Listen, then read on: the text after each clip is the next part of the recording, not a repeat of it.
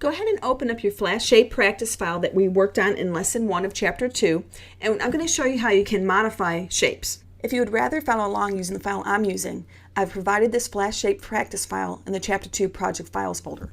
Okay, let's go ahead and start with our selection tool. Again, it's the black arrow, and when I hover, you'll notice the letter V in parentheses, so we can use the letter V to call that up. I'm going to come over here on my rectangle, and you'll see when I hover on the edge of the line of the rectangle on each side, the cursor changes where it has a little curve hanging off of it. If I click on the line, when I see the curve icon showing, when I have the selection arrow, I can click and drag, and I can pull that shape to make it a curve. So I'm going to pull these in on the left and the right, about halfway in, to add a curve to that shape, which is kind of neat. So again, anytime I see that curve, I can click and drag, and I can adjust the shape of the arc or the curve depending on the line. I can turn a straight line into a curve. I can come out with it as well. Let me go ahead and click on the upper and the lower part of the rectangle, and I can pull the curve out from that line. So I can add a curve to a straight line, or I can adjust here down in the circle, I can adjust the arc of the line. So that's using my selection tool. Again, the letter V is what calls that up. Let's select the subselection tool here in Flash. It's the white arrowhead. It's similar to the direct selection tool used in Illustrator. So it's going to allow us to select specific points that make up the shape, and we can move them around. So let's go here to our star on the right hand side, the one that we have the fill and the stroke on. So what I can do here, I can hover over where I think the different anchor points are. If I click on it one time, you'll see with the subselection tool, it shows me where my anchor points are. So here we see anchor points at each vertex of our star. So if I hover with that little white square, I can click and drag, and I can make adjustments to my shape. So let me go ahead and pull all these in,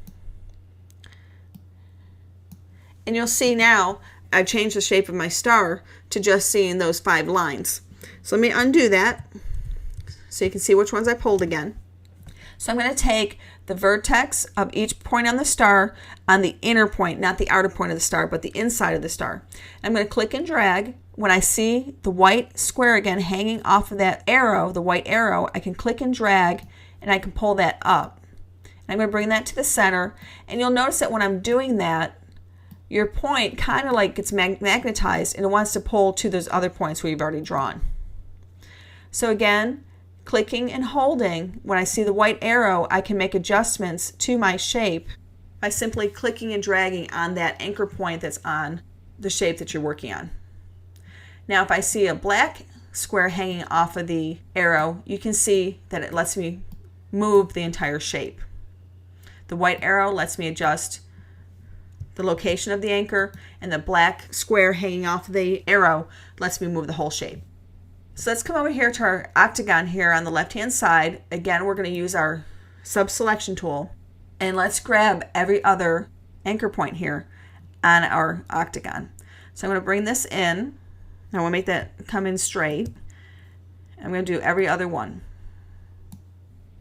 And again, I'm going to wind up with just 4 lines. I'll wind up with a plus sign. So you've got your selection tool, the letter V on the keyboard. It allows you to change the shape of your shape by adjusting the curve of an arc or add an arc to a straight line. And your subselection tool allows you to adjust specific points on a shape. So here, again, let's take our subselection tool. The letter A calls that up. My circle, you'll see, is made up of several anchor points. Let's look at this as a clock. I want to get the ones between 12 o'clock and 3 o'clock, and between 3 o'clock and 6 o'clock, and between 6 o'clock, 9 o'clock, and between 9 o'clock and 12 o'clock.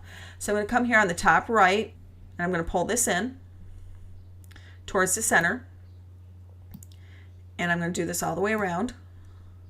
Again, I'm looking for the arrow to have a little white square or hollow square hovering off of it, and I can change the shape of my circle and get kind of a cool looking shape out of that. So that's a couple of ways that you can change your shapes, the direct selection tool and the subselection tool.